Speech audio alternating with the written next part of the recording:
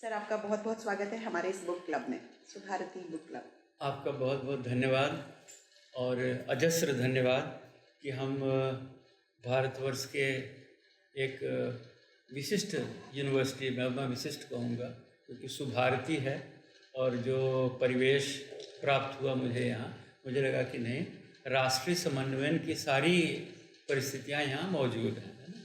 और ख़ास करके जब पल्लवी जी को देख रहा हूँ बंगाल से, है ना, तो मेरा जो है उत्साह बढ़ जाता है। उत्साह इसलिए बढ़ता है कि बंगाल में मैंने बहुत वर्ष काटे, बांग्ला भाषा सीखी, शांति निकेतन गया, और जो शायद कहीं इफेक्ट आया है तो वो बंगाल की धरती का परिवेश का है कि वो मुझे कविताओं में एक द्रुत गति मिल गई, है ना, क्योंकि वहाँ स्कूलिंग ओखाने, हाँ स्कूलिंग मैंने पानी पड़े, अच्छा। हाँ, अपने तो जाने ना दुर्गापुर काशी आशी, कलकत्ता से बहुत दूर नहीं है जहाँ मेरा बाल्यावस्था बीती। तो वहाँ की मिट्टी में एक वो बात है, परिवेश में भी, कि कविता वहाँ एक चलती रहती है। और मैं मानता हूँ कि कलकत्ते में जो व्यक्ति जाएगा तो उसमें एक तरह से ऊर्जा भर जाएगी कविता लिखने की, है ना, और ख़ास करके क्रांतिकारी कविता, है ना। जब आप कितने लोगों का देखेंगे समूह और एक साथ चलना बैठना और करना, है ना, तो मुझे लगता है कि कई संस्थान भी हैं इस तरह के, अलग जो साहित्य संस्थान है, तो वो बहुत ही अच्छा काम साहित्य का करते हैं। और जब नाम से एक पत्रिका भी निकलती है कोलकाता की, कोलकाता संस्कृत अकादमी की, शायद वागर्त के नाम से, वागर्त के नाम से पत्रिका, भाषा भारती,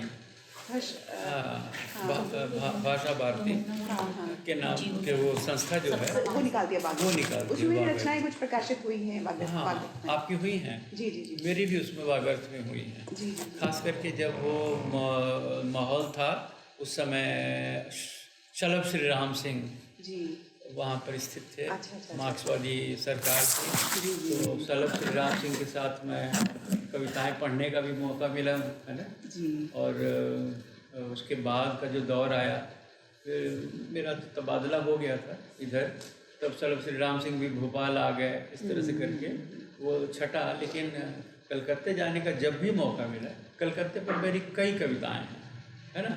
और देखिए, सहज संयोग ही कहा जाएगा कि कलकत्ते पर जब मैं था ना, तो एक किताब मैंने वहाँ पब्लिश की, महज भीड़ नहीं कलकत्ता जी, देखिए ये है, महज भीड़ नहीं कलकत्ता जी, और इसमें सारी कलकत्ते की कविता। वैसे सही में भीड़ बहुत है कलकत्ते में, लेकिन उस हिसाब से टाइटल बहुत सही है कि महज भीड़ नहीं, मतलब उसमें और भी बहुत चीज़ें हैं। तो इसमें आपने टैलेंट के बारे में बोला है, टैलेंट के बारे में, वहाँ की मैंने आबहवा के बारे में, क्रांतिकारिता के बारे में, लोगों की समझ के बारे में, और छोटी छोटी आदतों के, लाइफस्टाइल के बारे में, छोटी छोटी आदतों के बारे में, मेट्रो स्टेशन के बारे में, इस तरह से समेटने की कोशिश की है ना कलकत्ते को। भीड़ तो सच में बहुत है।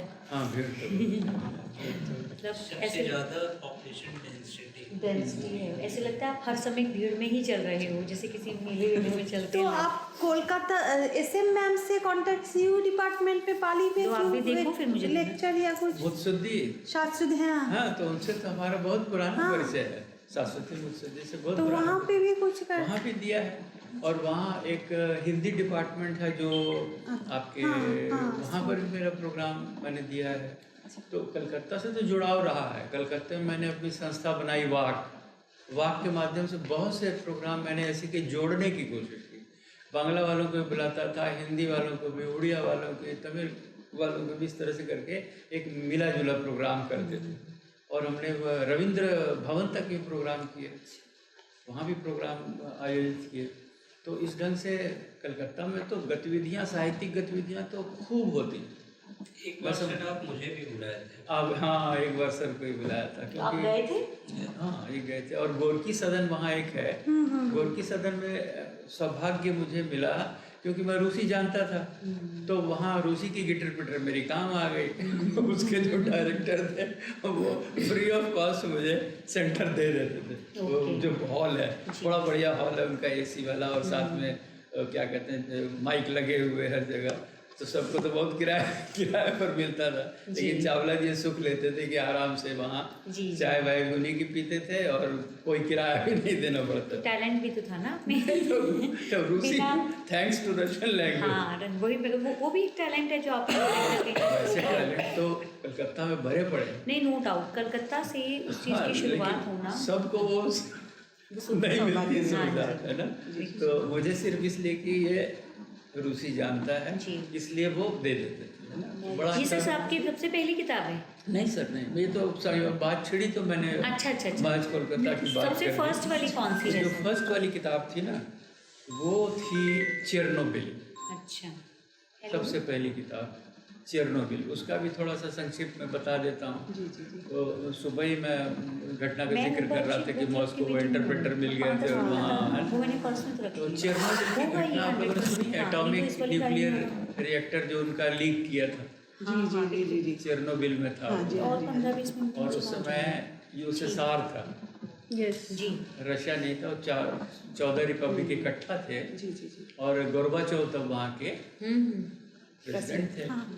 अब हुआ क्या कि चेरनोबिल की घटना हो गई, लेकिन रशिया तब आयरन कर्टन है, जाएगी नहीं। और हम लोग जो है वहाँ मतलब भारतीय दूतावास की मदद से जो चिट्ठियाँ विट्ठियाँ हमारी आती थी, हम अपनी चिट्ठियाँ भारतीय दूतावास की मदद से घर पहुँचाते थे।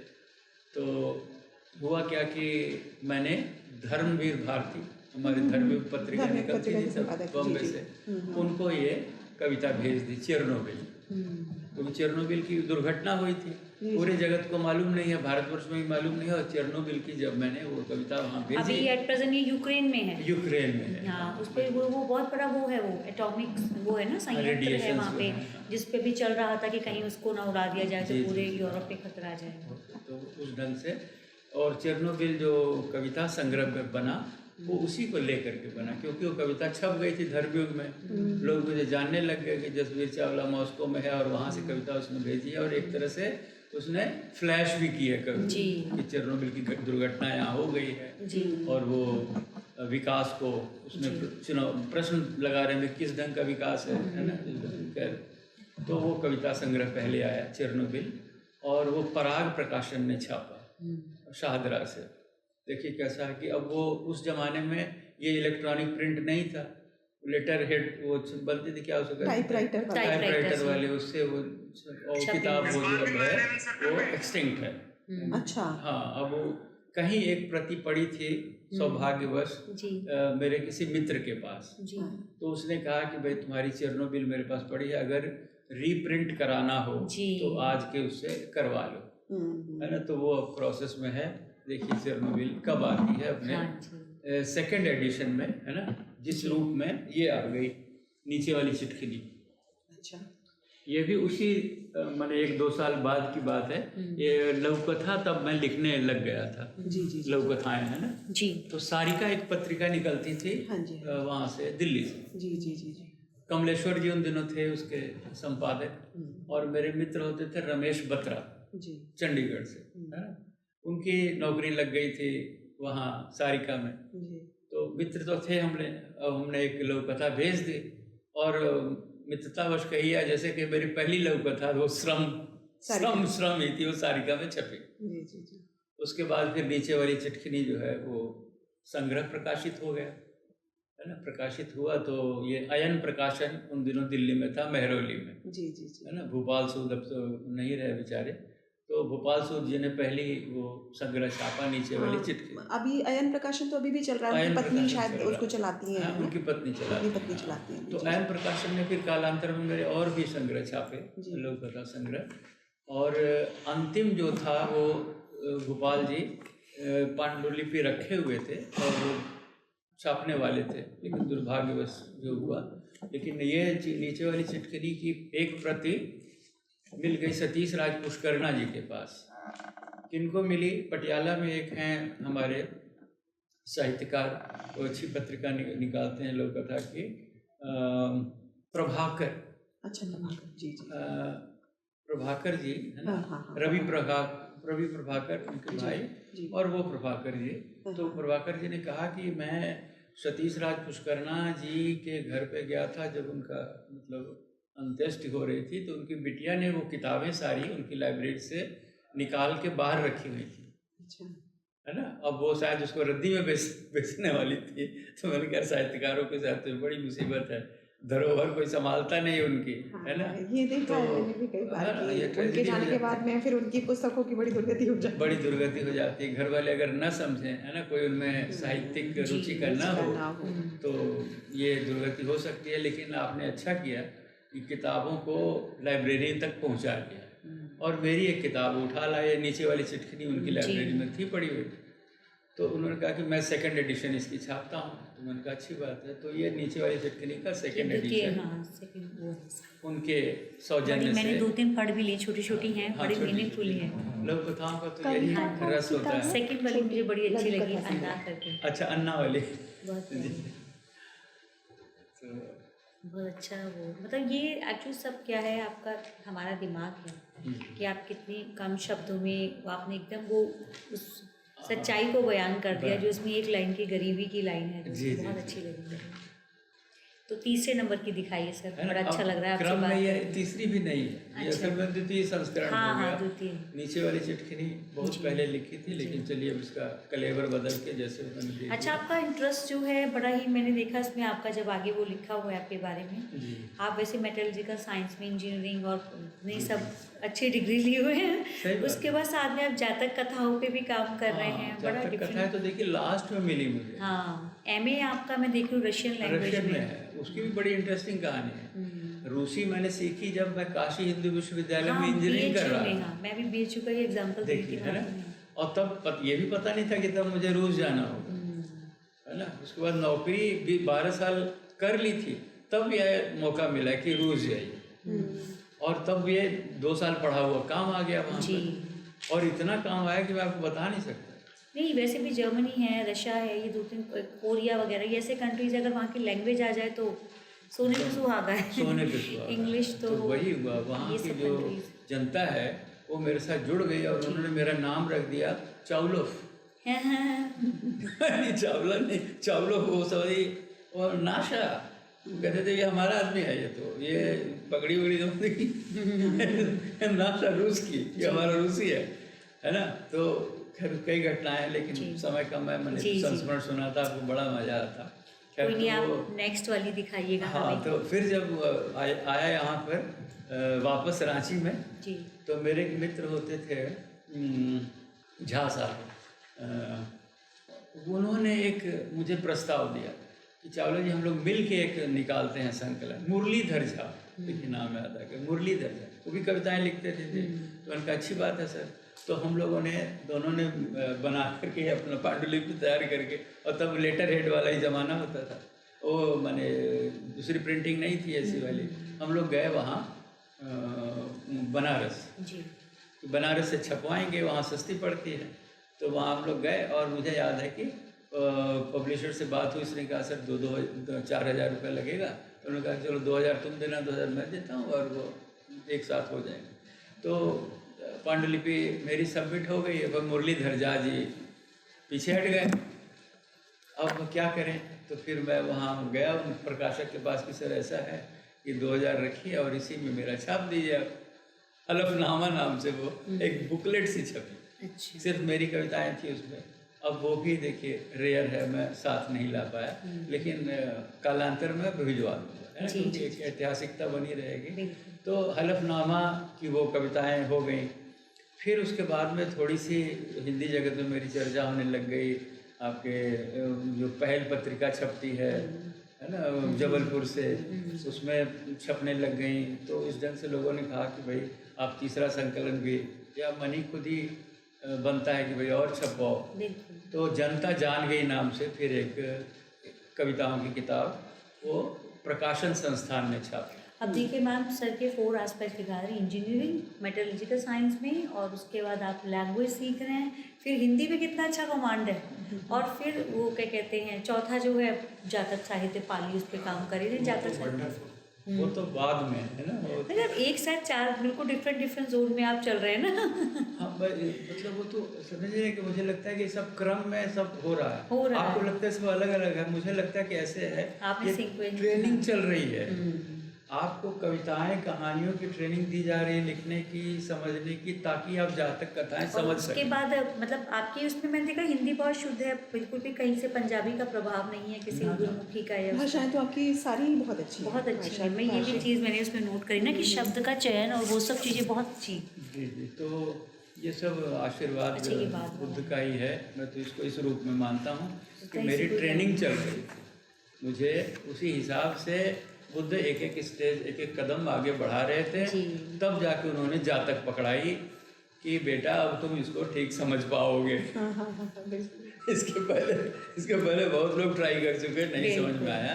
अब तुम ठीक समझ पाओगे, क्योंकि शैली की क्या विशेषताएं होती हैं, कहाँ अलंकार की आवश्यकता और कहाँ अलंकार यूज हुए हैं, है ना। पल्लवी जी को नींद तो नहीं आ रही ना, तो पल्लवी जी जब सुनती है तो बहुत सीरियस सुनती है। वो सीरीज सुन जाओ मैं इसलिए, तो उनको सर एक आध और इसमें से अच्छी सी बुक निकालिए। हाँ ये कौन सी है? निकालूंगा। तो जो लघु कथा वाली 33वीं पुतली, जो 33वीं पुतली, हाँ ये देखिए, ये जो संकलन तो बाद में आया है, लेकिन लघु कथाओं का जब वो एक तरह से वेव चली, बहुत सारी लोक कथाएं, और अभी मैं समझता हूँ कि कम से कम 5-6 हज़ार तो लोक कथाकार होंगे भारतवर्ष में, खूब लिख रहे हैं, है ना। लोक कथाएं खूब लिखी जा रही हैं, क्योंकि समय की मांग है, उसी हिसाब से कम टाइम में ज़्यादा से ज़्यादा पढ़ लेता है, मिल सके, है ना। 10 सेकंड की वीडियो का टाइम है आजकल। हाँ बिल्कुल, इस ढंग पठनीय से विधा है बड़ी विधा, लघु हाँ, कथाएं कि आदमी पढ़ लेता है उसको जल्दी से। तो इसलिए फिर मैं उत्साहित हुआ कि भाई लघु कथाएँ ज़्यादा लिखी जाएँ। तो फिर एक एक करके लघु कथाएँ निकलने लग गई, जिसमें कि आतंकवादी है, यहाँ पर आतंकवादी अच्छा, नहीं है, अच्छा। शरीफ जसवीर है। अच्छा इसके अलावा भी है आपकी? हाँ वो ये तो आप बता ही रहे। तो इधर की हैं, जी। वो पुरानी है ना। जी, शरीफ है, आतंकवादी है, कोमा में मछलियाँ हैं। मेरी मैडम बीमार थी बुरी तरह से, और वहाँ थे क्या कहते हैं उसको, जो कक्ष होता है ICU, उसके अंदर बंद। मैं और बिटिया जाएं और बाहर से उनको देखें, और बाहर बैठ जाएं, और एक्वेरियम एक बाहर था छोटा सा रखा हुआ, उसमें मछलियाँ तैर रही हैं, और मैं बाहर से देख रहा हूँ। तो कोमा में मछलियाँ इस ढंग की, वो जो है, मैं देख करके, और वहाँ से एक तरह का प्रतीक आपने हाँ, उसके लिए एक प्रतीक चुना कि चुना, कोमा में उनके मछलियाँ। ICU में इंसान कैसा फील करता होगा। बिल्कुल उस ढंग से वो सारी चीज़ें उसी तरह से। फिर वो कोमा में मछलियाँ, और इस तरह से क्या वो आपके यहाँ से निकलती दिल्ली से, जो नया ज्ञानोदय, उसमें फिर वो कविताएं छपी। रविंद्र कालिया जी रहे होंगे। रविंद्र कालिया जी थे तब, है ना। तो वो SU वाली सारी रचनाएं, ICU वाली, तब वहाँ पर छपी। अब वो उस समय वो कोमा में मछलियाँ लघु कथा संग्रह भी बन गया, है ना। लेकिन मेरे जो क्या कहते हैं फाइनेंशियल कंडीशंस वैसे नहीं थे कि मैं हर किताब जो है वो तुरंत छपवा लूँ। अब जब सारी पारिवारिक वो समाप्त हो गई, है ना, लायबिलिटीज़ कम हो गई, तो फिर मेरे पास पैसा काफ़ी था। अब मैं पब्लिशर को इनवाइट करता था कि भाई ये लो पैसे, किताब छापो, है ना। तो उनसे ये तय हुआ, बोध प्रकाशन एक जयपुर में, हाँ जी, उन्होंने लगातार मेरी 6-7 संकलन छापे, है ना। और उसी क्रम में ये आपके 33वीं पुतली है, देखिए 33वीं पुतली है, वक्त बीमार है, जसबीरियाँ है, ये देखिए, ये सब उन्हीं का योगदान है इसमें। देशवाली में ईश्वर है। ज़्यादातर ये कविताएं छापते हैं वैसे बोधी वाले में। नहीं, कविताएँ और लघु कथाएँ, हाँ ये मैं, है ना, इस पर मैं अंतिम पैरा में डालूंगा प्रकाश जसबीरियों पर, कैसे जसबीरियाँ बन गई, और ये है ना इस ढंग से। और ये सब जो सर आपका भ्रष्टाचार प्रबंधन, हाँ ये उन पर आता हूँ सब, जब जातक कथाओं के सिलसिला शुरू करूँगा तब फिर वो भ्रष्टाचार प्रबंधन इसमें उर्दू के भी शब्द बहुत अच्छे हैं। वक्त बीमार है ना, ये देखिए इसमें हुआ क्या, इस पर पहले चर्चा कर लेते हैं। वक्त बीमार है, गज़लें मैं यदा कदा लिखता था, सारिका में छप भी जाती थी, है ना, लेकिन मैं अपने आप को गज़लकार नहीं मानता था, है ना। अब हुआ ये कि अगर मैंने इकट्ठा करनी शुरू की कि कितनी गज़लें लिखी, तो 35, 40, 50 तक हो जाती थी, तो एक संकलन बनता नहीं था, है ना। तो मैं फिर ड्रॉप कर देता था कि रहने दो, गज़लें न जाने दो। टाइप भी करवा के बहुत दिन तक रखी रही। इधर हुआ एक हल्धर का, यानी किसानों का एक आंदोलन शुरू हुआ, है ना। यहाँ पर वो जो दिल्ली के पास जो गेट है सिंघू बॉर्डर, और यहाँ बैठे है ना। तो बड़ी दिन वो चलता रहा आंदोलन, मेरठ से भी लोग जुड़े। तब फिर है एक इंटरनेट पर किसी ने आरंभ किया, हलधर फिर हुंकार उठे, है ना। और उस क्रम में मेरी ये गज़लें बनने लग गई। जिस विधा को मैं एक तरह से छोड़ चुका था, वो ऐसा कुछ हुआ, कैसे हुआ ये पता नहीं, लेकिन वो गज़लें बनने लग गई। कविता कम बनती थी, गज़लें कम ज़्यादा बनती थी। शायद लोगों को ज़्यादा समझ में आएंगी या एक इस ढंग से वो बनने, तो मैंने वो इंटरनेट पे गज़लें डालनी शुरू कर दी। और उनका आपको जान के प्रसन्नता होगी कि 100 जब हो गई वहाँ पर, तो उसका एक नाम दिया, हलधर फिर हुंकार उठे। तो वो किताब यहाँ नहीं ला पाया मैं, हलधर फिर हुंकार उठे के नाम से वो चंडीगढ़ से ही छपी, है ना। और अब वो चलते चलते 300 का आंकड़ा पार हो चुका है। इनमें से किसी बुक की रॉयल्टी भी मिलती है आपको? नहीं, रॉयल्टी के नाम पर तो 0/0 है। इंडिया में रॉयल्टी हाँ सही बात। 0/0 है। बल्कि मिलती किसको, मुझे तो आज तक ये समझ में नहीं आई। पर इरफान हबीब और रोमिला थापर को ही मिलती है। उनको भी मिलती है, पता नहीं, हो मतलब सच्चाई बता रहा हूँ, हो सकता है न मिलती हो, क्योंकि हमारे यहाँ बहुत कुछ प्रचारित होता है। जी सही कह रहे है ना, ताकि उनकी वो शाख बनी रहे कि नहीं अरे भाई इनको मिलती है, इनको मिलती है। लेकिन मेरी बातचीत होती रहती थी केदारनाथ जी से, जी केदारनाथ सिंह जी से, है ना। मैं वहाँ जाके ठहरता भी था JNU में, उनके घर पर भी गया हूँ कई बार। तो एक बार उन्होंने धीरे से मेरे कान में कहा था, पैसे तो हमको भी देने पड़ते हैं। अच्छा, ये तो मेरे लिए भी आश्चर्यजनक है। मेरे लिए भी आश्चर्यजनक है। केदारनाथ सिंह जैसे उनको साहित्य अकादमी ज्ञानपीठ मिल गया। तो जब हमसे कहता था कि देखिए इतना पैसा मांग रहा है, इतना पैसा मांग रहा है। बड़े लेखकों का ये तो मैंने सुना है कि जीवन यापन के लिए कुछ और रखो, ये लिखना शौक के लिए रखो। ये तो मैंने भी सुना है। सही बात है, बहुत बहुत जीवन यापन तो आपका लिखने से नहीं होने वाला है। मतलब अच्छी बात है, बड़ी मीनिंगफुल बात रही। जीवन यापन के लिए कुछ और रखो, लिखना केवल शौक के लिए रखो। और DG Hall as the name suggest must be some foreigner, yes, must be published in abroad, Oxford या ऐसे प्रेस से था। और वहाँ ऐसा बताते हैं कि मिल जाता है, और जो भारतीय लेखक है उनको रहता है कि वहाँ से छप जाए ताकि कुछ प्राप्त हो जाए, है ना। एग्जैक्टली, यहाँ तो बहुत ही वहाँ मुश्किल चीज है। लोग ना तुरंत नहीं, खरीद जैसे लेते हैं। साहब बोल रहे हैं, शायद प्रतिष्ठा भी मिल जाती है। प्रतिष्ठा भी मिल छपा है, आपको अच्छा है, आपको भी बिल्कुल। और मेरे एक मित्र हैं राजेश सिंह जी, उनका काम बहुत है अजंता केव्स पर। ये जब जातक वाला काम हो रहा था तो मेरे से जुड़े वो, है ना, और वो काम हम लोग कुछ प्रोजेक्ट लेकर कर भी रहे हैं। उन्होंने बताया कि चावला जी मैं तो यहाँ छपवाता ही नहीं, आप ये भ्रम छोड़ दीजिए कि आपको यहाँ कुछ प्राप्त होगा। कोशिश ये कीजिए कि बाहर से छप जाए। अगर बाहर वाले मान लीजिए पेंगुइन है हिंदी में छाप रहा है, तो उससे आप कांटेक्ट कीजिए, वो फिर भी आपको कुछ दे देगा, है ना। और शुरू में भी कुछ आपको पेशगी भी दे देगा, 5-10 हज़ार रुपये पेशगी भी दे देगा, लेकिन यहाँ वाले तो बिल्कुल नहीं देंगे। सर जब आप कॉपीराइट ही साइन कर देंगे पब्लिशर के नाम का, तो पब्लिशर आपको कुछ नहीं देगा। सिंपल है, टेक्निकल है। हाँ, कुछ नहीं। नहीं, कॉपीराइट नहीं लेते वो आपसे, कॉपीराइट वो आपको ही देंगे, लेकिन आपको कुछ नहीं देंगे। उनके जो पब्लिकेशन हाउस में ना बिल्कुल ट्रांसपेरेंसी नहीं है। उन्होंने कितना बेचा, कितना खरीदा, कितना छापा, कोई लेखक के पास कोई साफ वो नहीं है स्ट्रक्चर कि कितना किताब का क्या हो रहा है। और किताबों को वो लाइब्रेरी में भेजते हैं, और ज़्यादा बेचने पर उनका फोकस भी इतना नहीं रहता होता है। लाइब्रेरी से ही वो उनका अपना पूरा बेनिफिट मिल जाता है उनको। जब बात करने जाएगा तो कहेंगे हम लोग क्या करेंगे, 50% लाइब्रेरी में देना पड़ता है कमीशन, और ये वो करके हमारे इतने खर्चे हैं, हम नहीं कुछ कर पाए। हिंदी की किताबें बिकती ही नहीं है, बड़ा आरोप रहता है। बड़ा आरोप रहता है। ये जो एक ही राग मैंने हर पब्लिशर से सुना, यही कहते हैं कि किताब बिकती नहीं है और वगैरह वगैरह। खैर जो भी है, चलिए, हाँ, है ना। मैं आगे बढ़ाता हूँ पब्लिशर की बात को आगे रखते हुए। जैसे वो तो मुझे लगा इतनी अच्छी किताब है तो पोस्ट होगी, किसी पर रॉयल्टी भी मिलती है क्या? अब जैसे आज़ाद देश की खोज है ना, ये वैवाहिक जीवन को कैसे सुखी बनाए, है ना। उसके बाद भ्रष्टाचार प्रबंधन, वो सर के पास है। ये कुछ किताबें आत्माराम एंड सन्स ने छापी। अच्छा, लेकिन किसी पर भी आपको आत्माराम एंड सन्स का नाम नहीं मिलेगा। क्या देते फिर राजकमल ना, कुछ अपना और सब्सिडरी कंपनी बनाई हुई। जैसे अब ये है वैवाहिक जीवन को सुखी कैसे बनाएं, ये इन्होंने दिया हुआ है किताब। प्रकाशक का नाम जो सदाचार प्रकाशन। अच्छा, ऐसे अलग अलग बना। तो उन्होंने राधा कृष्ण और राजकमल इस तरह की ये सब किस पे आधारित है? ये जो किताब है वैवाहिक जीवन को सुखी कैसे बनाए, जातक ना मुद्द नहीं, हमें जरूरत नहीं है इसकी, हमारा सुखी है, आप पढ़िए। अब ये देखिए आजाद जातक टीवी में हाँ एक जातक ही बुक में इंटरेस्ट आया आजाद देश की खोज ये मुझे गिफ्ट कर सर लाइब्रेरी में रहेगी सर। लाइब्रेरी में रहेगी, आप आराम से आप पढ़िए। लाइब्रेरी से पहली कॉपी आपकी निकल गिफ्ट करो जब चलिए। तक शादी करोगे आलोक तब अब तो ये मिलेगा। आजाद देश की खोज है लेगी तो है ना? तब यही ये किताब आपको पूरे बुक ट्री डिपार्टमेंट से पब्लिशिंग है। ये रैप करके आपका फ्रेंड जो है वो सेलुलर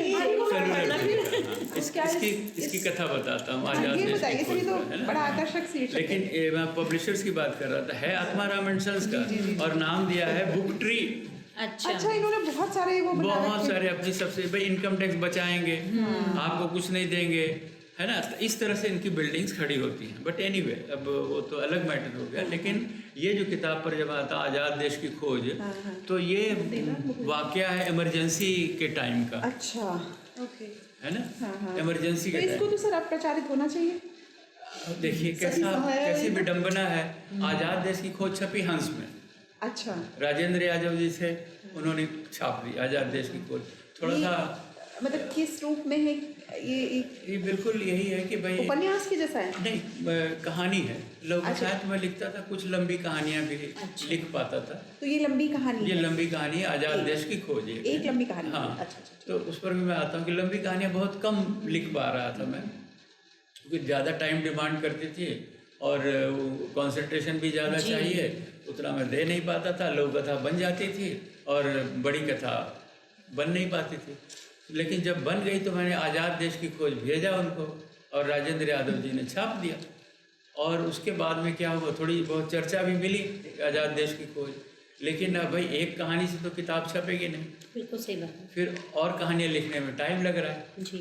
एनीवे जब होते होते ये आया कि भाई हो गई कहानियाँ, 12-14 कहानियाँ हो गई और ये आत्माराम एंड सन्स मिल गए, है ना? और उन्होंने स्वीकार किया कि ठीक है भाई बड़ी कहानियों को भी एक छाप लेंगे। तो उनकी जो थी सीमा जी, ये ध्यान देने की बात है, उनकी जो कंपैरेटिव स्टेटमेंट में बनाता था, बाकी सब तो 10,000 15,000 की मांग करते थे, वो 4,000 रुपये लेते थे, अच्छा, है ना? आत्माराम एंड सन्स बोले 4,000 दीजिए और आपकी किताब छाप देंगे।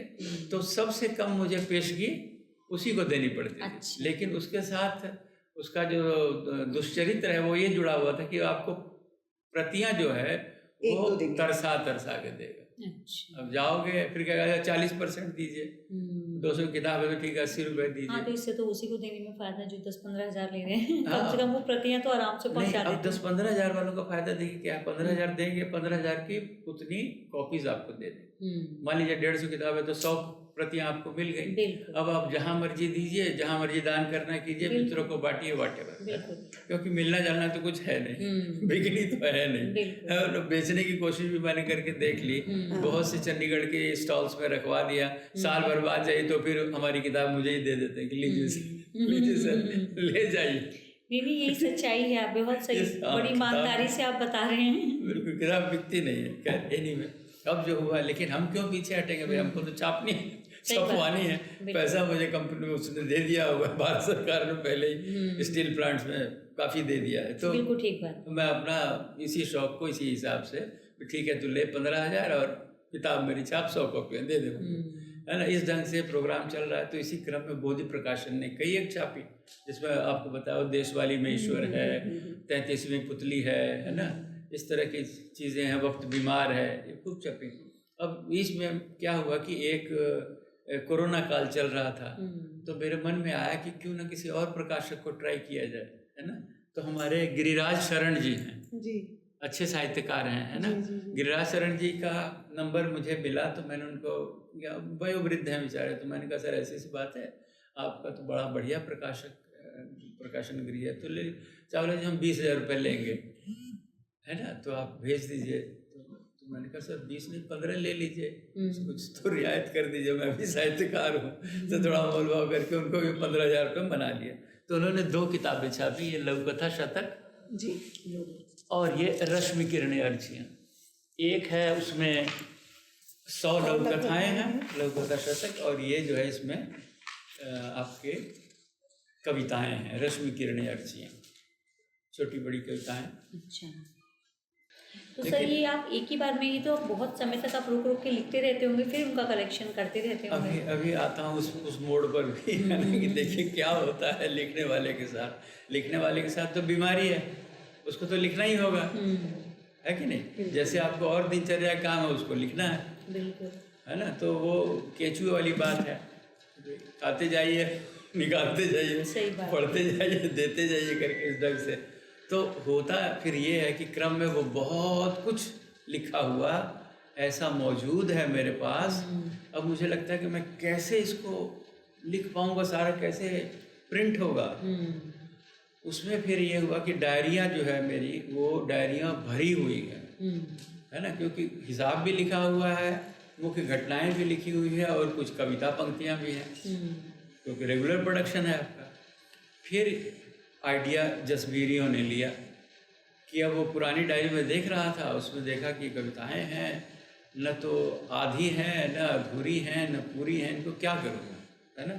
अब इन पे बैठूँ मैं फिर से दोबारा इनका पूरा करूँ, वो संभव नहीं है। न तो भाव भूमि है, न उतना समय है ना। जब तक मैं इसको करूँगा उससे बढ़िया मैं नहीं लिख लूँ। तो ये सारी बातें सोच करके फिर मैंने लगा कि चलो जिस रूप में है उसी रूप में मैं इनको छपवा लेता हूँ।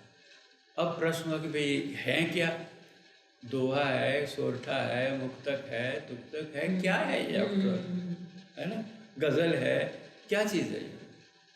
चीज़ तो कुछ भी नहीं है। कोई ख्याल था आपके मन में आया, आपने लिख दिया और बस वो यूँ ही छूट गया। अब क्या किया जाए? तो फिर मुझे वो याद आया, हमारे क्या नाम है उनका, जो गुलशन, जो हमारे गुलजार साहब ने नई विधा शुरू की थी, त्रिवेणियाँ, है ना। त्रिवेणी से उनके कई संकलन छपे थे। तो मैंने कहा भाई त्रिवेणियाँ भी ये नहीं है ना, नहीं तो उस क्रम में मैं लग जाता। त्रिवेणियाँ भी नहीं है, हाइकू भी नहीं है।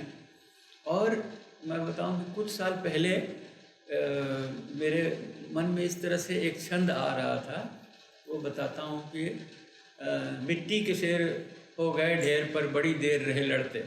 अभी अचानक ही लाइनें आई थी, है ना, मिट्टी के शेर हो गए ढेर पर बड़ी देर रहे लड़ते, है ना। अब इस छंदों में कुछ रचनाएं बनने लगी।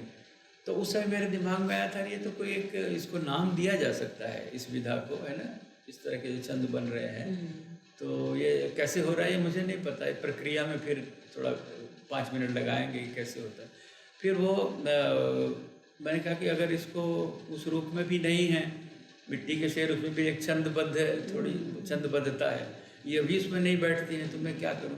फिर मैंने कहा कि चलो जसबीरी एक ऐसा सबसे सरल नाम अपने नाम से ही दे दो, जसबीरिया।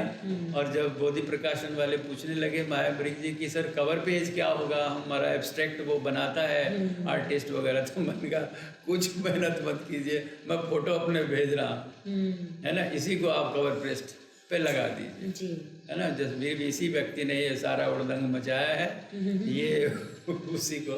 तो जसबीरियाँ जो है इस रूप में 2 भाग तो आ गए। अच्छा 2 भाग हैं इसके, ये 2 भाग हैं, है ना, उसमें दूसरा भाग भी हाँ, दोनों है ना, दोनों है ना। कवर पेज आपने एक ही रखा है बिल्कुल एक जैसा, कुछ बदला नहीं उसमें? हाँ, नहीं बदलाव है, बदलाव होगा जरूर, फोटो बदल गए होंगे। अच्छा हाँ ठीक है, बदल के खाली अच्छा उसमें ये मैंने की 2 कॉपी किया ये नेकलेस में कि क्या है? हाँ, कि मैंने कहा कि अर्घ 2 उसके नीचे लिख दिया। आगे 2 लिखा है।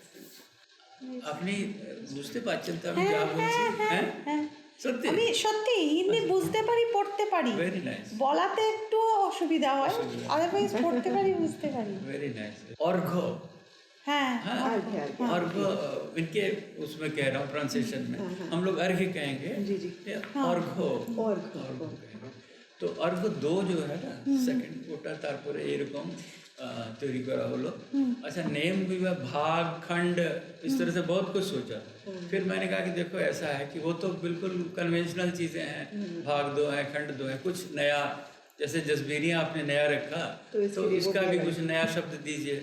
तो फिर मैंने कहा कि मेरा तो समर्पण ही है, भगवान सूर्य को आप अर्घ दे रहे हैं तो ठीक है, ये दूसरा अर्घ है। और इसी क्रम में तीसरा, चौथा, 5वां और चलता जाएगा, 20वां, 25वां, जानते हैं क्यों? क्योंकि पड़ी हुई है रचनाएं, खाली डायरी से निकाल के उनको दे देना है। जी तो कोशिश ये कर रहा हूँ कोई ऐसा मिल जाए कि मैं बोलता जाऊँ जी और वो टाइप करता टाइप करता जाए, जाए। चाहे वो सॉफ्टवेयर लगा ले कि भाई टॉप जी। है ना, इस क्या स्पीक टाइप या ऐसा करके जो सॉफ्टवेयर लगा करके और ये फटाफट मेरा काम हो जाए तो 20 के 20 अंक मैं निकाल दूँ, क्योंकि पैसों की अब कमी नहीं है। बिल्कुल ले पैसे निकालो। बिल्कुल। इस ये तरह तो से। बंगाली में ही मुझे लगता है कि औंधेर केर बेशी नृत्यो है ना, लिपि ही देवनागरी है लेकिन शब्द ठीक पकड़ा। बांग्ला के। तो वही सुबह जो बात कर रहा था, देवनागरी पढ़ने में दिक्कत आएगी लोगों को। और टीचर कैसी लगी आपको? ये तो ऊर्ध्वेकर और बेशी नृत्यो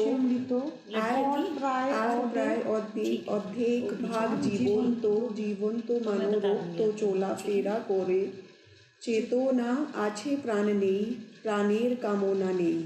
वाह, आपका देखिए बिल्कुल बांग्ला वाला टोन निकल रहा है। क्योंकि वो लिखा आप इस वाली पाली बुक को कह रहे थे ट्रांसलेट ये तो পিওর इस पे এটা তো आता- পিওর বেঙ্গলি, এটা কিছু একটা মিক্সড আছে না? কিছু মানে হয়তো এক দুটো শব্দ আমারও হয়তো মিক্সিং হয়ে গেছে, কিন্তু মানে না, ভাবনা যেরকম রবীন্দ্রনাথের আছে গাহানা কুসুমা কুঞ্জ মাঝে হ্যাঁ। মৃদুলা মাধুরা বংশী বাজে, এই যে হ্যাঁ। গানটা আছে না, হ্যাঁ, গানটা ওটা কিন্তু পিওর বাংলা না। हाँ वो तो हिंदी का शब्द है सर हिंदी उसमें। का, हाँ।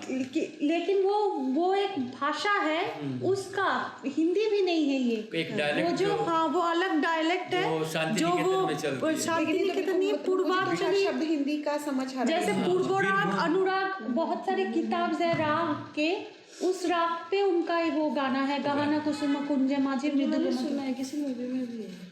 हाँ, गाना कुसुम कुंज माझे मृदुल मधुर वंशी बाजे बिषरी त्रास लोक लाजे सजनिया आओ लो। हाँ, देखिए वो वाला मिश्रित है। वैसा ही कोई हाँ टोन जी, है। करेक्ट। ये प्योर बांग्ला नहीं है। प्योर बांग्ला नहीं है, मिश्रित हो गया।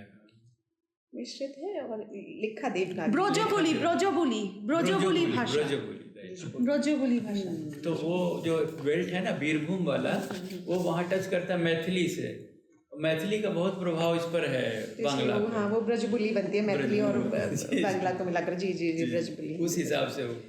तो ये इसी रूप में आई है ना। अब ये कोई सायास नहीं है, माना अनायास ही है। तो आ गया उसी हिसाब से। फिर मैंने कहा चलो मैं बांग्ला लिख भी सकता हूँ, लेकिन वो क्या होगा कि उसमें फिर दो लिपियां नहीं रख सकते किताब के अंदर, हाँ, वो कठिनाई होगी। फिर कठिनाई हो गई। इसलिए फिर इसलिए मैंने लिपि एक रख दी। एक पॉलिसी ले ली कि भाई कविता जिस रूप में भी आई, पंजाबी में आई, बंगाली में आई, रूसी में आई, अंग्रेजी में आई, लिखा देवनागरी में। लिखा देवनागरी। तो इसमें आप पाएंगे कि वो बहुत सारी जो पंजाबी वाली हैं वो भी हैं, बांग्ला वाली तो हैं ही हैं, और रूसी वाली भी इसमें घुस गई जिस रूप में आई। जी। तो ये मैंने एक तरह से नया एक्सपेरिमेंट किया कि ठीक है अभी देवनागरी लिपि में। और ये मैं कई जगह आग्रह भी कर रहा था कि क्यों नहीं देवनागरी लिपि में ही हम लोग लिखें सारा कुछ। बट एनीवे जो भी हुआ, तो इस तरह से जज्बीरियाँ बनने लग गई। और आप सबके शुभकामनाओं से और भी वर्ग इसके निकलेंगे। आते रहेंगे, है ना। लेकिन जातक कथाओं पर अब आ जाता हूँ कि जो पाली जातक कथाओं पर नाटक है, ये बात। मैडम के हाथ में थी ये किताब, इसलिए इसी पर चर्चा करता हूँ कि जी। ये कैसे ये हुआ, आपकी सबसे इम्पोर्टेंट है ना। ये और इसके साथ मेरी बहुत सारी पीछे जो कोशिशें रही हैं वो जुड़ गई, है ना। वो इस रूप में कि भाई जब जातक कथाओं का वो मिला मुझे, इसमें प्रबंध शास्त्रीय दृष्टिकोण और वो समझ मिली, जिससे कि बहुत सारी आज की समस्याओं का समाधान हो सकता है, और हम क्यों नहीं कर रहे हैं। पीएचडी मिल जाने के बाद में फिर मुझे लगा कि अब मैं क्या करूं, इसको कैसे जल्दी से जल्दी बांटूं। तो उसी समय देखा कि वो इनके चल रहा था अभियान, हमारे जो वयोवृद्ध नेता थे महाराष्ट्र से, भ्रष्टाचार से, अन्ना हजारे जी, पूरा वो रामलीला ग्राउंड पर वो चल रहा था। उस समय मैं देख रहा था कि भाई ये जातक कथाएं उपलब्ध हैं जिसमें भ्रष्टाचार की बातें की गई हैं, तो why not to get the idea. आप यकीन कीजिए मैंने वो पांडुलिपि जो है मनमोहन सिंह तक भेजी कि भाई अगर सचमुच में आप लोग इंटरेस्टेड हैं तो यहाँ सोल्यूशन है जी प्रोवाइडेड। आप आईडी प्रवीण को दे दीजिए, लॉगिन आईडी मैं दे विल डू दिया। इट। हाँ। और उस वो पेपर 4th सेमेस्टर का है। हाँ सर आपकी कोई किताब जो इंग्लिश पेपर में में नहीं पढ़ा है, हाँ इसके पीछे क्या कारण आपको? तो एक मेरा आप जो पढ़ा रहे थे आपका तो बहुत मेरे बड़ी पास आया कमी था मैं ना, वो तो अपने मैंने आप में करवा दिया महसूस जो किया। आपने उनको दे दिए और ये थे। सवाल मैं मुझे जो पढ़ा वहाँ रही हूँ जो आपके पास आया था साहित्य फोर्थ सदन सेमेस्टर में का पूछा था हाँ, हाँ, बिल्कुल। सुरेंद्र कि कुमार आपकी कोई वाले, किताब सुरेंद्र पंजाबी बहुत में वाले क्यों हैं। तो वो और ये इतना सेकंड पगड़ी सेमेस्टर लगाए का एक फिरते हो, पेपर, ये दोनों पंजाबी का मेरे दावा पेपर करते थे। वो तो आपकी आईडी पे लिखे पंजाबी होंगे कौन किताब कितने क्यों नहीं पेपर हैं तुम्हारी? आपके पास। जब आप अपनी ईआरपी से तो खोलेंगे फिर- ना नीचे आ जाएगा वहाँ पे। ये किताब वो देखिए पंजाबी वहाँ वाली पे नकली देखिए। मैं लेकर के आया। आप करवा दीजिए क्योंकि 4 बजने वाले हैं। धूप निकलेगी, है ना। ये सिर्फ अपनी माने चेहरा बचाने के लिए, सूरत बचाने के लिए कि भाई तुम पंजाबी हो, पंजाबी में क्यों नहीं लिख रहे हो, है ना। अब उनको अच्छा। मैं कैसे बताऊं कि भाई मेरा जो सारा लेखन है वो और सारा जो शिक्षा दीक्षा है पूरी हिंदी में हुई है, और मैं कैसे लिख लूँ। तो फिर मेरे एक मित्र थे पंजाबी के कवि मित्र, जी उन दिनों से मित्र थे, मैं रांची में था और ये मुझे रचनाएं भेजा करते थे। तो मैंने उनसे अपनी समस्या बताई, तो बोले कोई बात नहीं यार, मैं ट्रांसलेट कर देता हूँ तुम्हारी, है ना। ये आपकी बात है कि अपना चेहरा बचाने के लिए कि भाई पंजाबी हो, पंजाबी में तो एक भी नहीं लिखी। दो चार ये तो रोपण होता है। निकलेगी। तो फिर तो उसने आपको वो खुद से आती है गुरमुखी और ये हाँ, सब लिखना? आती है, लिखना पढ़ना पर सब इतना आता है। लंबा नहीं लिख सकते हम। नहीं, लंबाई की बात नहीं है, मैं उस पर आता हूँ, लंबाई की बात नहीं है। जब आप कविता लिख रहे हो तो आप कोई लेख थोड़ी लिख रहे हो, हाँ आपके मन में उसी रूप में भाव कौन सी भाषा में आने अभिव्यक्त चाहिए। हो रहे हैं। अब अगर वो आते भी थे और मैं उनको कहीं नोट भी कर लेता था, तो हमारे ये पंजाबी वाले जो हैं वो उसको रिजेक्ट कर देते थे।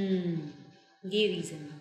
क्यों रिजेक्ट करते थे? मैं कहता हूँ क्यों नहीं, इसलिए रिजेक्ट करते हैं कि भाई यहाँ का आइडियम नहीं है। ओके। पंजाब में जो कंटेम्प्रेरी पंजाबी चल रही है ये उसका इडियम नहीं है। तुम इडियम यूज कर रहे हो किसी और भाषा का, पाकिस्तान में जो पंजाबी बोली जाती है वो।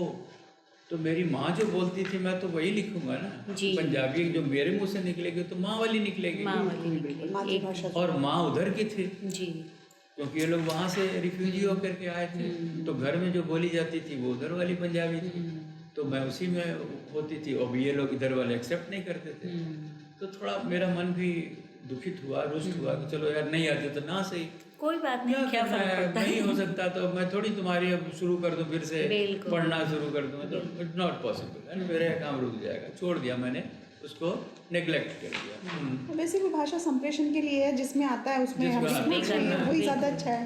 अब जब हुआ दूसरी बात, जब यहाँ पर जब मैं आया, जब मेरा ट्रांसफ़र इधर पंजाब में हो गया, तब मैंने देखा इनका जो सारा नाटक है ना, क्लोज से देखा। अब फिर मैं उनको बुलाता हूँ और झाड़ता हूँ, तुम्हारी पंजाबी कहाँ है, इसमें तो सारे हिंदी के वर्ड हैं, 60% हिंदी के वर्ड है। अब कौन सी पंजाबी तुम लिख रहे हो? तो ये है ना? आपके लिए उन्होंने ट्रांसलेट की। हाँ, ये उन्होंने अमरजीत अमरजीत कौंके जी ने, है ना। तो देखिए मज़े की बात क्या हुआ, फिर मैंने कहा कि अब मैं लिखता हूँ, अब मैं तुमको सिखाता हूँ पंजाबी, है ना, मेरे शब्द वही रहेंगे और मैं लिखूँगा। तो फिर मैंने किताब बनाई, पुट्ठे पैरी पेंडा। पुट्ठे पैरी पेंडा, पेंडा। पुट्ठे पैरी पेंडा। अब लोग सब बता इसका क्या अर्थ है, तू तो पंजाबी है, पुट्ठे पैरी पेंडा का अर्थ बता। तो बहुतों के फिर दिमाग घूम गए, ये तो शुद्ध पंजाबी है ना। और पुट्ठे पैरी पेंडा का मैं अर्थ बताता हूँ आपको, हो सकता है पुट्ठे मतलब उल्टे उल्टे पैर, उल्टे सफर, पैर, हाँ। उल्टे पैर का सफर। अच्छा। मैं उल्टे पैर का सफर तय कर रहा था उल्टे पैरों सफर कर रहा था, तो मैंने फिर वो दिया पुट्ठे पैरी पेंडा। वही कविताएं लिखी उस ढंग से। खैर ईश्वर ने किया, वो किताब छपी और वो फिर पंजाब में सर्कुलेट अब हो रही है ना, पुट्ठे पैरी पेंडा। और उस बीच फिर एक घटना साथ में हो गई कि पिताजी का मेरा स्वर्गवास हो गया था। और पिताजी को जब मेरे वो छोटे भाई के पास पहुँचे थे, है ना, अंत उनका वहीं हुआ। तो एक बार मैं वहाँ पहुँचा था, तो मैंने पिताजी से इस तरह चुपके बात कही कि पिताजी, जब हम छोटे हुआ करते थे तो आप कुछ लिख रहे करते थे। मैं उस समय तो आपसे नहीं पूछा था, लेकिन जैसे ही मुझे देखते थे ना, ऐसे मोड़ के फेंक देते। तो वो घटना याद थी, but as a child I could not question कि आप क्या कर रहे हो, क्यों फेंका वगैरह वगैरह। तो मैंने वो घटना का उल्लेख किया। मैंने कहा पिताजी आप लिखा करते थे कुछ, मुझे याद आ रहा है ना, आप मुझे देख के बोड़ के फेंक देते थे, तो अब लिख डालिए। तो उन्होंने 8-9 डायरियाँ अपनी भर दी, लिखते गए और जितने दिन लिखते रहे जिंदा रहे, है ना, लिखते रहे जिंदा रहे। और उसके बाद में जो है जब वो अंतिम, मेरा भाई बताता है कि अंतिम दिन भी वो लिख रहे। अच्छा। तो वो डायरियाँ सारी उठा करके मेरे भ्राता छोटे भाई ने उठा कर मुझे दे दी कि ले संभाल, है ना। अब मैं उसको कोशिश करता रहा कि भाई मैं इसको समझूं क्या है। उन्होंने अपने पूरे जीवन वृत्तांत पाकिस्तान के और इधर के जो भी उनके साथ, वो तो बड़े जरूरी दस्तावेज हो गए बहुत हैं। बड़ी दस्तावेज हो गए। उसके लिए आप वो तो एक तरह से ऐतिहासिक सत्य हो गया। हाँ। साहित्य तैयार हो जाएगा बिल्कुल, उस पे। बिल्कुल। तो वो फिर मैंने हो गया जी बच्चे। उसको टाइप, उन्होंने गुरुमुखी में लिखे होंगे। गुरुमुखी में लिखे। तो इस पे तो मुझे लगता है कि आपको जरूर काम करना चाहिए। वो तो इतने दस्तावेज जरूरी दस्तावेज हैं। तो उनको। मैं और उसी- उसके उसको मतलब वो दस्तावेज और जो पॉलिटिकल इंफ्रा में हो रहा था ना उस टाइम पे, पूरा परिदृश्य को आप उससे कि वो कैसे अनुभव कर रहे थे, मतलब उसमें दो, एक तो उनका आए, एक आपका पर्सपेक्टिव मिल के जब वो एक तैयार होगा ना तो उसको यूनिक सी चीज तैयार सही होगी। चीज बनेगी। अब उसके साथ देखिए मैं तो हुआ नीलू क्या, सर को ही बोलूंगी, वो जब भी थे दो बार सिर्फ बोल 4 क्लास पास, हाँ, तो उनकी भाषा वो ग्रामीण और देशज रही होगी। देशज भाषा थी। तो वो तो प्राइमरी टेक्स्ट उसको आप पब्लिश करवाइए, क्योंकि हिस्टोरिकल रिसर्च में वो बहुत ही बहुत कामयाब चीज़ होगी। लेकिन उसके साथ जो असुविधा हुई वही हुई जो मेरे साथ थी। मेरी उस भाषा को समझना मुश्किल हो रहा है यहाँ वालों ने रिजेक्ट कर क्योंकि वो दिया। क्षेत्रीय शब्द हैं, वो क्षेत्रीय वहाँ शब्दों वाली को समझना, तो वहाँ पे आपको किसी क्षेत्रीय व्यक्ति से ही संपर्क करना हाँ। पड़ेगा जो उस भाषा को समझ सके, उस भाषा के अब वो भाव सारा बता सके। उसमें 10 साल लगभग निकल गए। वो तो पूरा रिसर्च का काम पूरे था। रिसर्च का काम था। मैंने एक को दिया उड़ान, वो मानसा में उड़ान पब्लिक में तो था, वो हिंदी का साहित्यकार भी था, पंजाबी भी अच्छी जानता था। देखिए नाम मैं उसका भूल रहा हूँ, लौकथाकार था वो। तो वहाँ के किसी ना लोकल परिवार में से अगर आपको कोई क्रिएटिव बच्चा मिल जाए वो आपका काम ज़्यादा अच्छा कर हो देगा। जाएगा। तो वो उस तरह का जो मुझे तुरंत प्राप्त नहीं हुआ, कोशिश करता रहा, इन लोगों को दिखाता रहा, टाइपिस्ट ने भी टाइप किया, लेकिन क्या कहते हैं पूरे मनोयोग से नहीं। वो जैसे जैसे लिखा हुआ है टाइप कर धड़ा धड़ा दे दिया मेरे को, पैसे ले लिया। उसके बाद में जब देख रहा हूँ मैं एडिट कर रहा हूँ, अरे क्या से क्या कर दिया उसने, वो सारा पैसा मेरा बर्बाद गया और टाइम बर्बाद गया, है ना। फिर भी मैंने उसको कोशिश करके 60-70 घंटे लगा करके उसको मैंने ठीक किया और वो दोबारा उसको दिया, मैंने कहा करेक्शन कर लो सर। बट सर क्योंकि माने पंजाबी जो आप बोल रहे हैं कि वो वहाँ का पंजाबी लैंग्वेज है, তো পাঞ্জাবেও কি এরকম কেউ এটা পাবলিশ করে না? যেরকম বাংলাদেশি যারা বাংলাদেশিদের যে বাঙাল এবং তার যে রিজিওনাল एस्पेक्ट्स जो होता है, चिटागांग का अलग होता है, ढाका का अलग, फरीदपुर का अलग, हर जगह का, राजशाही का अलग बांग्ला ही बोलते हैं लेकिन डिफरेंट। हाँ, लेकिन उस डायलेक्ट को कोलकाता में पब्लिश होता है, तो पंजाब में ऐसा कोई पब्लिशर नहीं है। बोलची इसका उत्तर मैं दूंगा। बंगाल में जब डिवीज़न हो गया ना, तो जैसे हम बता रहे हैं कि जो बांग्लादेशी हैं और जो यहाँ की बंगाली है, हाँ, वेस्ट बंगाल की, दोनों में अंतर है, लेकिन दोनों के संबंध मधुर हैं। हमारे यहाँ तो तुरंत जेल के अंदर सर मधुर नहीं है, क्योंकि मैं खुद Bangladeshi, I am from Bangladeshi Bengali, हाँ, ईस्ट बंगाल और वेस्ट बंगाल में जैसे रिचुअल्स में बहुत डिफरेंस है, खाने में डिफरेंट है। हाँ, इवन वेस्ट बंगाल के जो बंगाली है वो लोग हमेशा ईस्ट बंगाल के बंगालीज को बोलते हैं कि झगड़ेलू बंगाल, কথায় কথায় ভাইকোট বাঙালরা দেখায় এরকম একটা। এবং বিয়ের ক্ষেত্রে এখন তো যে যার ইচ্ছে মতো করে সেটা আলাদা, কিন্তু ফ্যামিলি থেকে যখন চুজ করা হয় তখন বাংলাদেশি যে ফ্যামিলি তারা কিন্তু প্রথম বাঙাল ছেলে মেয়েই দেখে, এবং ওয়েস্ট বেঙ্গলের ওরাও প্রেফার করে ওয়েস্ট বেঙ্গলের ছেলে মেয়ে, কারণ রিচুয়ালস, খাওয়ার ইয়ে অনেক কিছু ডিফারেন্স হয়ে যায়, অনেক ডিফারেন্স আছে। কিন্তু যে ইউনিফাইং ফ্যাক্টর হচ্ছে না, ইউনিফাইং ফ্যাক্টর হচ্ছে আপনাদের মধ্যে পলিটিক্যালি তো আমরা যাওয়া আসা করতে পারি, है ना, কিন্তু আমি पाकिस्तान যেতে পারি না, है ना। दोनों में अंतर क्या है कि देखिए पंजाब का डिवीजन हुआ, पंजाब और इधर वाले पंजाब और उधर वाले पंजाब में वैमनस्य है, दूसरी ज्योग्राफी वहाँ चेंज वाले हो गई इधर ना। वाले में दोस्ती है। ये दोनों एक ही कंट्री में रह रहे हैं। हाँ। आप लोग एक ही कंट्री में, ईस्ट एंड वेस्ट ही तो कहाँ इस वो बांग्लादेश में है। बांग्लादेश। हाँ, मैं वैसे बांग्लादेश से यहाँ भी लोग रह रहे हैं ना, रह रहे हैं, तो वो लैंग्वेज जानते हैं वो सब। लेकिन यहाँ से जो डायलेक्ट पाकिस्तान के सिखों का है ना, वहाँ के लोगों का है, वो डिफरेंट है। तो हमें वो सीखने के लिए उधर जाना पड़ेगा। हाँ, उधर जाएंगे कैसे? हाँ, वो जा नहीं सकते अभी क्योंकि तो फिलहाल political- सिचुएशन ऐसी हाँ, conditions सिचुएशन ऐसी ऐसी हैं। और कभी भी सिचुएशन मधुर नहीं हुए। मेरे दादाजी मुझसे कई बार प्रार्थना करते, जसवीर मुझे ले चल एक बार मेरे घर उधर, है ना भाई। कहूँ दादाजी मैं कैसे, अभी तो लड़ाई लगी हुई है। आप कभी गए हैं वैसे? नहीं जा पाए। मतलब इधर भी नहीं गए आप? ना। नानकाना से? ना, कभी नहीं गए। मेरी माँ कहती रहेगी, मेरी माँ कहती है मेरे जो पिता थे माने तेरे नाना लद्दे शाह, उनको अंग्रेजों के उसमें ऑफिस में कुर्सी मिलती थी, क्योंकि वही तो इनकम टैक्स पेयर थे। जी जी जी वो बड़े लोग थे, समझो मेरी बात। देखो कैसे ट्रेजेडीज होती है। तो मेरी माँ जो है जब मेरे पिता के घर में आई, मेरे पिता तो ये ख्वाब भी नहीं देख सकते थे कि उस घर की लड़की यहाँ आएगी।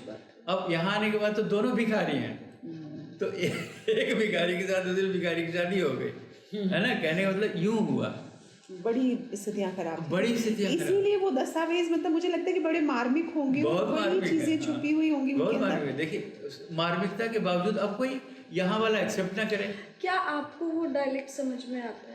मैं तो समझ सकता आप हूँ, समझ, क्योंकि मैं तो क्या बचपन आपने से। कभी ये सोचा कि क्या आप उसका ओरिजिनल डायलेक्ट वही रखें, और या तो आप उसका हिंदी या अंग्रेजी अनुवाद, मतलब लाइन बाय लाइन, है ना, इंग्लिश में ट्रांसलेट बिकॉज करके अगर हम उसे सिर्फ गुरुमुखी में छापे हाँ। तो लोगों वो तक मासेस कवर नहीं करेगा, नहीं खबर करती है ना।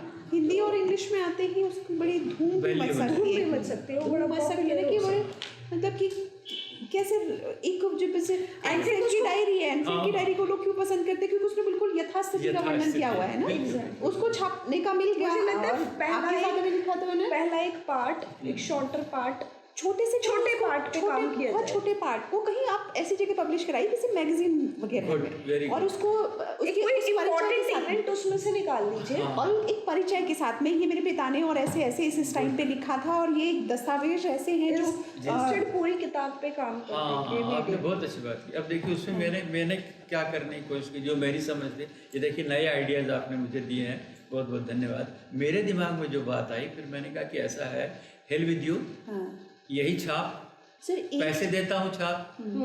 तो वहाँ के पब्लिशर ने, चंडीगढ़ के पब्लिशर से मैंने छपवाया, जबरदस्ती छपवाया कि ये ले पैसे, है ना, तू जितने मांग रहा है, और छाप और मेरी प्रतियाँ दे। तो अब वो किताब छपी आप बीती के नाम से, पंजाबी में, बड़ी जगह उसका रिव्यू हुआ, है ना, और सबने वही फीडबैक कि ये तो भाषा यहाँ की नहीं है, उसमें ग्रामेटिकल मिस्टेक्स हैं, फलाना है ठिकाना है, व्हाटएवर, लेकिन विषय वस्तु तो क्लियर हो गई। सर उसमें ना आप एक चीज़ सोशल साइट्स की भी मदद ले सकते हैं। आप किसी के पास जाइए ही मत, हाँ। आप उसको चाहे तो बोल करके मैं सिर्फ वाचन कर रहा हूँ, आप वाचनकर्ता के रूप में कुछ कुछ छोटे छोटे टेक्स्ट को उठाइए, हाँ। और जैसे उसको सर आप हमारे तो YouTube जातक, channels हाँ पे आप जातक चलाते में जी, जातक जी, का जी। यूट्यूब चैनल में करते हैं, हाँ, वैसा वैसा आप बोलिए। 10-10 मिनट का 8-8 मिनट का कंटेंट तैयार करिए, यस यस 2-4 दिन में जब भी आपका मन करे, वो अगर किसी को पसंद आए तो बहुत सारे काम करने वाले लोग आपको मिल जाएंगे। Very nice. हाँ, बिकॉज मासेस तक पहुंचना जरूरी है। लोग तो आपके अपने आप अच्छे जुड़ फॉलोअर्स जाते हैं, हैं। वो लोग जब सुनेंगे तो लोग जुड़ किसी जाते को भी अगर एक को भी इंटरेस्ट आ गया ना उसमें आ गया, सच में, हाँ, तो बिल्कुल। जैसे रिसर्च है, जो पंजाबी में रिसर्च जी, कर रहे हैं, अलग अलग साहित्य के विद्यार्थी जी, हैं, अलग अलग हाँ। विषयों के, जो जी। तो वो लोगों के लिए बड़ी यूजफुल हो सकती है। यूजफुल होते हैं। बिल्कुल बिल्कुल। ये सही डायरेक्शन बिल्कुल यही होगा, इस पे काम करेंगे, है ना, ईश्वर ने चाहा तो आगे। और मैं आपको बताऊं कि आप रिकॉर्डिंग कैसे करते हैं? रिकॉर्डिंग तो देखिए ना, जब बेटा था तो उसने बाकायदा सारा 2.5 लाख रुपए का कंप्यूटर भी खरीदा, लाख रुपए का कैमरा भी खरीदा, वो सब भी इंस्ट्रूमेंट खरीदे, मुझे बैठा देता था बीच में और वो सब करता था, है ना। अभी कैसे करते हैं? अब तो नहीं कर पाता। अब ये आप देखिए, टेक्निकल असिस्टेंट रख आप लीजिए किसी छोटा को सा। भी चाहे मत रखिए, आप एक ना रिंग लाइट खरीदिए। अच्छा रिंग लाइट लीजिए। आपके पास फोन कौन सा है? फ़ोन तो यही है, सैम वो वाला क्या कहते हैं, जो चाइनीज़ वाला, हाँ, शायद रिकॉर्ड भी हो रही होंगी बातें अगर। तो आपको वो ईयरफोन्स मिल जाएंगे आसानी से, ठीक ब्लूटूथ है, ईयरफोन्स। ओके। आप रिंग लाइट खरीदिए, ठीक है। ब्लूटूथ ईयरफोन लगा के सिंपल वीडियो शूट कीजिए ठीक है, किससे शूट कर? इसी इसी कैमरे फ़ोन से। ठीक है, तो स्टैंड पे लगा के बस स्टैंड पे लगा स्टैंड पे के। लगाना है आपने, जैसे आपने यहाँ स्टैंड लगा लिया, आपने खुद कैमरा सेट कर दिया कि मेरा ठीक व्यू आएगा, है ओके, ना, हाँ। प्लेन बैकग्राउंड रख के सिंपल बहुत शूट हो गया पूरा वीडियो। ठीक है, आपको कुछ भी एडिट नहीं करना, ओके। एडिट करने, सिर्फ एडिट करने के लिए आप किसी को भेज दीजिए, ओके, बहुत ही कम चार्जेस लेके लोग अच्छा खासा वीडियो एडिट करके आपको भेज देंगे। गुड, वेरी आपको गुड। कोई ना मिले, मुझसे पूछ लीजिएगा कि ठीक। कौन एडिट कर हाँ, देगा। बिल्कुल, बिल्कुल। आपने सिंपल जैसे हम कैसे यहाँ बैठे हैं ऐसे हाँ, वीडियो हाँ। शूट कर लेते हैं ना, जी, जी, जी। इसमें इम्पोर्टेंट सिर्फ इतना है कि आप जब रिंग लाइट पे कैमरा लगाएंगे, रिंग लाइट आउट रखेंगे, कैमरा स्टिल रहता है, ठीक है, हाँ, कैमरा मूव नहीं जी, करता। जी, जी। और जब आप ईयरफोन लगा लेते हैं तो वॉइस क्लियर रहती है। बहुत अच्छा, बहुत अच्छा। हाँ। बस ये दो चीज़ें इसमें इम्पोर्टेंट है। इसमें भी अगर आपको अपना पिक्चर नहीं दिखाना है ना पूरे टाइम, तो फिर आप रेफरेंस पिक्चर्स कुछ उसको एडिटर को सेंड कर दीजिए, कुछ ठीक है, गूगल हाँ, से कहीं reference। से ऐसे जो जी, आपको जी, लगता है हाँ। वो सब कुछ कर देगा। वाह, आपको मेहनत करने की, मतलब आज मुझे नहीं लगता आज की डेट में मेहनत हाँ, करने की बिल्कुल भी ज़रूरत है। बहुत अच्छा, बहुत अच्छा। तो खुदा करे कि कयामत। कभी मैं जा पाऊंगी ना, मैं हाँ, आपका नहीं, ठीक है, सेटअप आप बना के आइए, हाँ, जाऊंगी, बिल्कुल, बिल्कुल। मैं आपका इतना सेटअप तो कर हाँ, जाऊंगी नहीं, बहुत अच्छा, आराम बहुत से अच्छा। कर मुझे कि दरअसल आप बैठ के बस आपको जाना है, हाँ। ऑन करना है और वीडियो रिकॉर्ड वीडियो करना रिकॉर्ड है। करना। और अब सबसे देखिए- सबसे अच्छा है कि आप लाइव जा सकते हैं आज लाइव की जा डेट सकते में। हैं।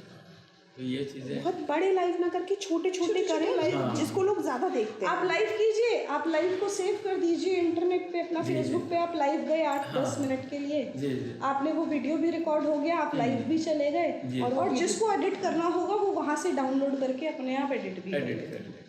देखिए इस पे एक काम जो किया मेरे भांजे ने मेरा भांजा जो है ना मेरी माने छोटी बहन का बेटा इलेक्ट्रॉनिक इंजीनियर IIT से कर किया, बहुत जॉब करके वेरी वेल, एक बार मुझसे मिलने के लिए आया है ना, तो मैंने उसको बताई ये वाली कथा कि देखिए ये इस तरह से हो रहा था, वो चला गया, अब मैं कुछ कर नहीं पा रहा। उसने कहा कि आप क्यों घबराते हैं, तुरंत देखिए मैं आपके सामने करता हूँ। इसने फ़ोन उठा करके मेरा एक चैनल तैयार कर दिया, जसबीरियाँ। बोले मामा जी इसमें पढ़ो, आप जसबीरियाँ पढ़ो, है ना। और उसको उसने इस तरह से करके कर लिया मेरा रिकॉर्ड, और कहा कि देखो ऐसे ऐसे करना है, अपना ये वो रिकॉर्डिंग का भी बता दिया, ऐसे करो यूट्यूब चैनल बना। हाँ, और ये तुम करके और इसी पे जसबीरियाँ भेज दो, जितने आपके साथ में लगे उनको चला जाएगा। तो it is simple to say but easier said than done वाली बात होती है। एक दो बार मन किया, फिर मन कह रहा है जो मिला है मेरे से नहीं होगा करके, वो फिर मैं रुक गया, है ना। खैर तो क्रम में, उसी क्रम में अब चीज़ें होंगी, अब आप लोगों से मिला हूँ और आगे काम होगा, है ना। तो कई बार तो क्या होता है कि अकेला आदमी सोचता है यार ये करूँ या वो करूँ, छोड़ उसको, मेरे से जो सरल होता हम है अपनी कंफर्ट जोन में जहाँ कंफर्ट जोन में वहाँ चले चीजें जाते कर हैं, लेते है हैं। ना। तो हमें आप एक कुछ किताबें जो भेजेंगे उसमें एक तो आपकी जो पिताजी की डायरी है हाँ, वो वो आप तो जरूर भेजिए। जरूर भेजूंगा, पर वो है और हिंदी गुरुमुखी बुक्स में कोई बात नहीं, हम सेक्शन कोशिश अलग ही बन करेंगे। जाएगा मुझे लगता है लाइब्रेरी में, गूगल ताकि ट्रांसलेट किसी कुछ हद चीज़ तक तो फटाफट ट्रांसलेट मिल कर जाए। पाएगा, ठीक है। ताकि उसको और एक पढ़ उसमें सकें, वो समझ वैवाहिक पाएं। वाली आप जो भेज दीजिएगा हमारे हाँ, आलोक जी हाँ, को। टाइप कराया ही है तो टाइप वैवाहिक वाली टाइप वाला भेज दूंगा। टाइप हम ईमेल भी कर देंगे आप, तो भी तो भी चलेगा, तो भी चलेगा। Very nice. अच्छा, वो उस किताब पर आ जाए वैवाहिक जीवन, हाँ सर बिल्कुल, अब है ना, 5 मिनट है हार्डली, है ना। हार्डली 5 मिनट हाँ, है, इसलिए जी। वो 5 मिनट में उसको सम अप कर देता हूँ। तो वो उसका क्रम शुरू हुआ है जातक कथाओं से। अच्छा। अभी अन्ना हजारे जी की मैंने बात की कि भ्रष्टाचार प्रबंधन पर जो कहानियां थी, इसमें से जातक 547 में से 36 ऐसी मिली, उसको मैंने लिख लिया और भ्रष्टाचार प्रबंधन के नाम से किताब आत्मा राम एंड सन्स को दे दी, है ना। वो भी उसके साथ जुड़ी हुई घटना, भोपाल में वो जो टेक्निकल टीचर्स ट्रेनिंग इंस्टीट्यूट है, उसमें जो हमारे डायरेक्टर थे अग्रवाल साहब, उन्होंने मुझे बुलाया कि भाई हमने स्टूडियो खोला है, आप यहाँ पर आकर ये कर लीजिए, है ना, स्टूडियो पे। तो उन्होंने जो पहली मेरी रिकॉर्डिंग हुई इसके बारे में, भ्रष्टाचार प्रबंधन की कहानी के बारे में, वहाँ हुई। वहाँ से उन्होंने एक लिफाफा भी मुझे पकड़ा दिया कि भाई ये लिफाफा है, आप ले जाइए। तो मैंने खोल के देखा भी नहीं क्या है। जब आत्माराम सन्स के पास आया तो उसने कहा कि पैसे लगेंगे। तो मैंने कहा ये लिफाफा आपके लिए बुद्ध ने भेजा है, देख लीजिए आप, जो भी है वो आपका है। और देखिए कैसा है, उसमें 4000 रुपये ही थे। तो उन्होंने वो रख लिए। मैंने कहा ठीक है, ये पांडुलिपि भी आरोप की है और भ्रष्टाचार प्रबंधन किताब मुझे छाप दीजिए। तो साल बाद वो छप गई। एक प्रति डॉक्टर साहब के पास है, वो अब दे देंगे तो सबके काम में आ जाएगी भ्रष्टाचार प्रबंधन, है ना। और उसी क्रम में फिर दूसरा जो सबसे बड़ा झटका मुझे लग रहा था वो ये हमारे आसपास समाज में बहुत सारे डाइवोर्स केसेस हो रहे थे। और कलकत्ते जब मैं गया तो वहाँ मुझे एक बंगाली सज्जन मिले, बोले कि हमारा तो फर्स्ट हाफ यही कुछ मैंने हम लोग फर्स्ट हाफ में यही कर रहे हैं, ये जो डाइवोर्स वाले केसेस हैं उसी पे हम लोग सुनवाई करते हैं, फर्स्ट हाफ हमारा ऐसे ही चला जाता है। तो इसका मतलब बड़ी भाई गंभीर समस्या है। तो फिर इस जातक कथाओं से मैंने वैसी कथाएं चुनी जो कि सीधी सीधी एड्रेस करती हैं मैरिटल रिलेशंस को। तो उसके वहीं उन दिनों कलकत्ते में ही मैंने एक किताब बुकलेट छपवाई, वैवाहिक जीवन नहीं सॉरी दाम्पत्य कला प्रबंधन। और वो जहाँ भी लेक्चर होता था मैं बांट देता था कि ये देखिए अच्छी चीज़ है, जातक कथाओं के माध्यम से आप परिवारों को टूटने से बचा सकते हैं। इस तरह से मैं उसकी कैंपेनिंग कर रहा था। तो फिर क्या हुआ कि जब आत्माराम जी को वो किताब दी कि भाई इसको, तो उन्होंने कहा कि भाई ऐसा है कि ये किताब जो है इस नाम से नहीं बिकेगी, आप इसका नाम चेंज करते हैं, हम इसका नाम कर देते हैं वैवाहिक जीवन सुखी कैसे बनाए। तो सारी वही मटेरियल है, उसको उन्होंने उस रूप में छापा है ना। तो नामकरण उस तरह हुआ। फिर उसके बाद जो तीसरी किताब आई जातक कथाओं पर, वो थी होनहार, है ना। होनहार का किस्सा ये है कि श्रीलंका में कॉन्फ्रेंस हो रही थी मैनेजमेंट ऑफ इंटरनेशनल टेररिज्म। एक कहानी है उसमें महाउमग्ग जातक, है ना, उसमें उन समस्याओं का निराकरण दिया गया। अब आप सोच के हैरान भी होते हैं कि इतनी बड़ी समस्या जो आज की समस्या है उसका निदान वहाँ दिया हुआ है महाउमग्ग जातक में। लेकिन उस बीच में वो किताब के रूप में किशोरोपयोगी उपन्यास के रूप में उसको छपवाया, क्योंकि उसमें एक छोटे से बच्चा 5वीं 6ठी क्लास से आप शुरू करके वो हाई लेवल तक जाता है, एम्बेसडर के पद तक जाता है। तो उसकी एक कहानी है ना, एक ही कहानी है लेकिन उसका कलेवर जो है बहुत लंबा है, माने उपन्यास के रूप में है। इसलिए फिर उसको मैंने ये प्रकाशन संस्थान हमारे पुराने पब्लिशर थे, उन्होंने कई किताबें मेरी पहले कविताओं की छापी थी, जिनमें एक किताब थी पहली जनता जान गई, फिर उन्होंने किताब ले ली मेरी बस में बिकती किताब, है ना। इस ढंग से फिर उन्होंने इससे कहा कि ठीक है हम छापते हैं। तो उन्होंने नाम उसका चेंज कर दिया, कहा कि जो चरित्र है महोषध, मैंने नाम दिया था महोषध, लेकिन उन्होंने कहा कि महोषध फहोषध तो चलेगा नहीं चावला जी, इसको नाम कुछ और दीजिए। तो महोषध उसमें एक्स्ट्रा ऑर्डिनरी चाइल्ड के रूप में दिखाया गया, है ना, असाधारण प्रतिभा है उसमें, इसलिए उसका नाम फिर मैंने होनहार कर दिया। उन्होंने अपने हिसाब से डिज़ाइन किया, उसका फ़ोटो वोटो भी इसमें है क्या सर? होनहार किताब होनहार नहीं है, तो वो मैं जाके भिजवा दूंगा आपको, होनहार, है ना। और फिर आ जाते हैं इस पर पाली जातक कथाओं पर, नाटक पर। इसी बीच जो बात हो, जब वो दाम्पत्य कला प्रबंधन वाली हो गई, इतने अच्छे मैसेज थे, मैंने कहा कि इसका एपिसोड बन जाए। दूरदर्शन, दिल्ली दूरदर्शन को अप्रोच किया, वहाँ से निगेटिवेशन हो गया, कोलकाता में बात करता रहा, डायरेक्टर मिले, उन्होंने कहा ठीक है हम बांग्ला में कर लेंगे। मैंने कहा जी सर कि आप बांग्ला में कर लीजिए, मुझे कोई आपत्ति नहीं है। बांग्ला में हुई, कुछ हुई, किस ढंग से हुई मुझे पता नहीं, क्योंकि कोई खबर नहीं दी उन्होंने। लेकिन मैंने कहा कि अब इससे ज़्यादा खर्च मैं नहीं कर पाऊँगा कि भाई उसका मैं प्रोड्यूस करना शुरू कर दूँ 5-5 लाख लगा के, वो फ़ायदा नहीं है। मैं इनको जिस रूप में लिखी गई हैं नाट्य रूपांतरण कर दिया है, दृश्य भी उसी हिसाब से बना दिए हैं मॉडर्न वर्ल्ड के हिसाब से। उसमें पुराने चरित्र हैं, इसमें नए चरित्रों के नाम खाली बदल दिए हैं, लेकिन पृष्ठभूमि और जो उसमें नाटकीयता है वो सेम, वो उसी तरह से रखी है। और ये 5 नाटक कर दिए हैं एग्जाम्पल्स के तौर पर, बाकी कहानियाँ दे दी हैं कि भाई आप भी चाहें तो नाट्य रूपांतरण कर लें, क्योंकि पाली साहित्य में नाटक विधा नहीं उपलब्ध है। तो ये ढंग से भी एक नया प्रयोग है। तो उससे अगर आप इनका कर लें, मंचन कर लें, आपके परफॉर्मिंग आर्ट्स वाले या यहाँ की जो संस्थाएं हैं, तो मेरे लिए तो सौभाग्य की बात है। चलिए मैम, वो दीजिए क्लोजिंग रिमार्क, आप दोनों में से कौन देगा? मैम भी देंगे। और बहुत बहुत आभार सर, आपने हमारे बुक क्लब की शोभा बढ़ाई और बहुत सारा हमारा ज्ञानवर्धन भी किया।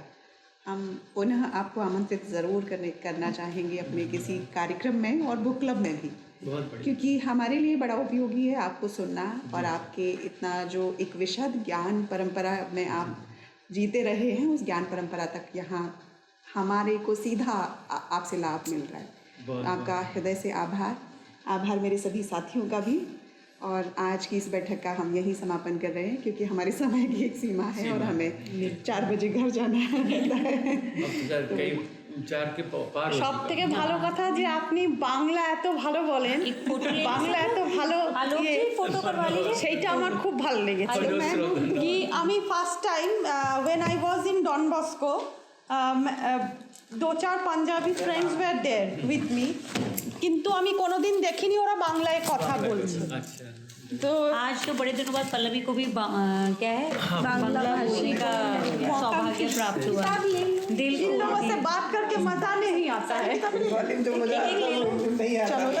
हाँ, इन लोगों से बात करके मुंह में दर्द हो रहा है। वॉल्यूम वो निकलता है रस। मिठास। चलो भाई, हाँ एक बात करके ये आप आपके नाम पे यही निकली है। वैवाहिक जीवन सभी कैसे बनाए